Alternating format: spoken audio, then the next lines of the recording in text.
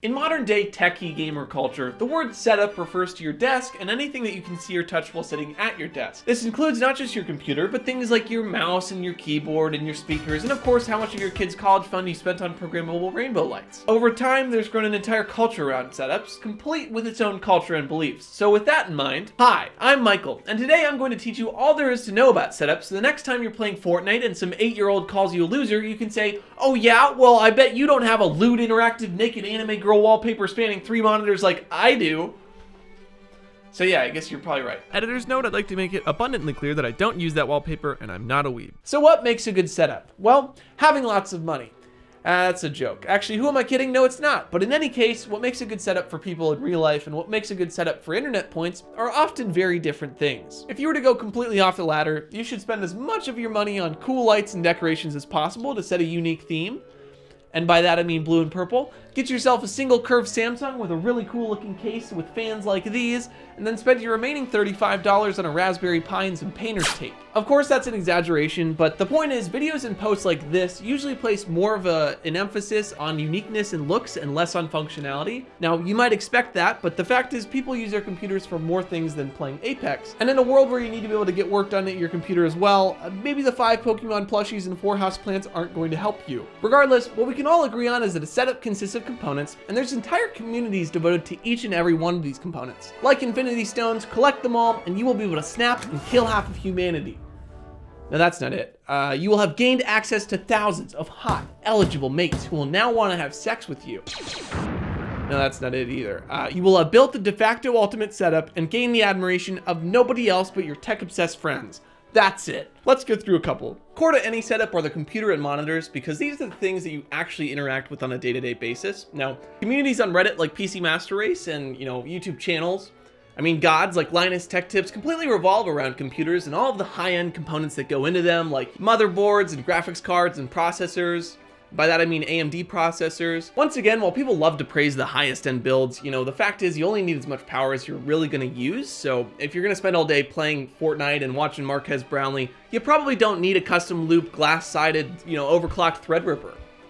I'm just with you. If it makes you happy, buy it. It's a necessity. Next up is the keyboard. Now, I've only recently been pulled into this niche by my group of friends, but boy is it a black hole of time and money. I'm talking a real group of click connoisseurs. These people scoff at an everyday keyboard. No rubber domes. The switches must be mechanical or you're an animal who doesn't appreciate the finer things in life. You probably drink wine with hot dogs. You probably put ketchup in your pasta. You probably switch to Geico and only save 10%.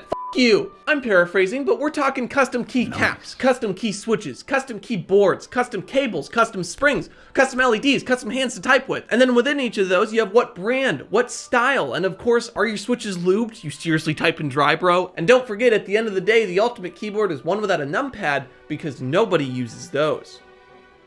That was sarcasm, I use those. Next we have what I believe to be the most underappreciated component, and that is the desk itself. Now I say underappreciated because the majority of setups that you'll see online, including the $10,000 Jimmy Rustling ones, are sitting on a 4-foot long piece of finished particle board. Now to be clear, I love IKEA, but if you're gonna spend $4 grand on a computer to play ray trace Minecraft with and another $1,000 on vibes, why stop at a cardboard-filled desk? As a man who really likes his wood, I don't understand this. You spent 2 days crafting the perfect 5-course meal that would make Gordon Ramsay cry tears of lamb sauce. A meal so good it would convince Jesus Christ to stop letting 3 million kids starve to death every year, and then you proceeded to eat it off a Zoopal's plate that you only had half of because you put your napkin straight across it.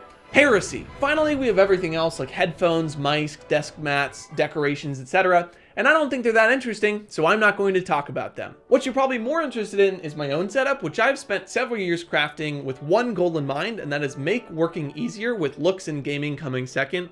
Now, because of that, I believe that my setup actually has some big advantages over 99% of what you'll see online. That's not to say it's perfect, but for needs like mine, I think you'd be hard pressed to find anything much better. So let's start with the most defining feature, the desk itself, which is frankly hotter than Jennifer Lawrence because it's solid walnut and she is not. To be more specific, it's a custom tabletop that I made with my uncle in his shop with wood that my sister generously provided for Christmas, along with these accessory mounts for my PC and subwoofer. The top is attached to a standing desk frame that my mom gifted to me that I think matches perfectly Project Runway would be proud, and making this all instead of buying it means that I actually care about it quite a bit more than I otherwise would. I got to make a lot of great memories with family, and I also saved quite a bit of money over buying it pre-made, especially when you consider, you can't buy accessory mounts like these. And these mounts are key, because otherwise the PC and subwoofer have to either sit on the desk, which removes a third of the usable space, or next to the desk, which makes raising and rolling it a pain. Yes, that's right. Apart from being able to go up and down, I also put it on $5 casters from Amazon, so when I want to film, for instance, I just pull it away from the wall,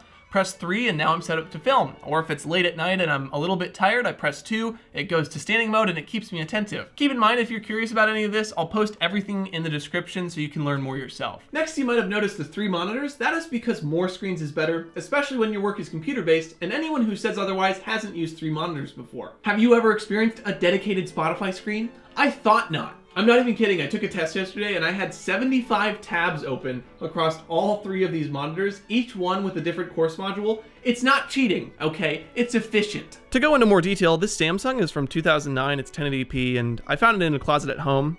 It went missing shortly after that. This 4K Asus I got off a guy on Craigslist for 40 bucks because he thought that it was broken, but turns out lowering the brightness fixed it. And then this middle ultra wide I got used on eBay for $650. Let's move on. Now, why use 2-arm when 1-arm do trick? Well, it's because it allowed me to push this one back a little bit farther away from me, so it's a little bit more comfortable. It also allows me to move it around wherever I want, which is actually what I can do with all 3 of them, and there's no monitor stands underneath them, which is perfect for holding the 8 used cups that I don't feel like taking downstairs. Next, the PC itself. Now, I'm a huge nerd, so I'm not gonna go into the specs with you. I could literally go on for hours. Psych, it's an i7-8700K overclocked, 32 gigabytes of RAM, a 1070 Ti, and 4 terabytes of storage, all made necessary courtesy of my camera's continent-size files. I got most of this on a Newegg sale, so while still very expensive, keep in mind I paid a lot less than you'll see online. For instance, like, I paid 80 bucks for the case instead of $180, etc. Finally, we have my peripherals, starting off with my Amazon box trash can, which is great at holding my week-old Baja Blast cups from Taco Bell. I do sort the recyclables when I go to throw it away, just to be clear, because I'm not a monster. The next 3 are a Corsair K68 RGB keyboard, courtesy of some friends, a Logitech G700 from 10 years ago that burns through a AA every 3 days, and this wireless charger right here that's purposely positioned to keep my phone away from me while I'm working, because as we've established in previous videos, I don't have any self-control. The second 3 are a camera battery charger, a USB hub since my top-facing USB ports have been eminent domained by my desk, and this Stream Deck right here, also courtesy of a friend. This one's actually really cool. You can open up programs with just one click of a button and also do other things, like turn on that Philips Hue back there. Oh, and 2 other things. This Logitech speaker system with subwoofer for having bass wars with the clapped out Impalas that pass my house every 5 minutes. And this IKEA drawer for my old desk that hides all my useless junk. So that's about it. What a setup is, what mine is like, and what you could do to build your own ultimate setup. Now, take from this video what you want, because like we've established, it's really up to you and what your own needs are.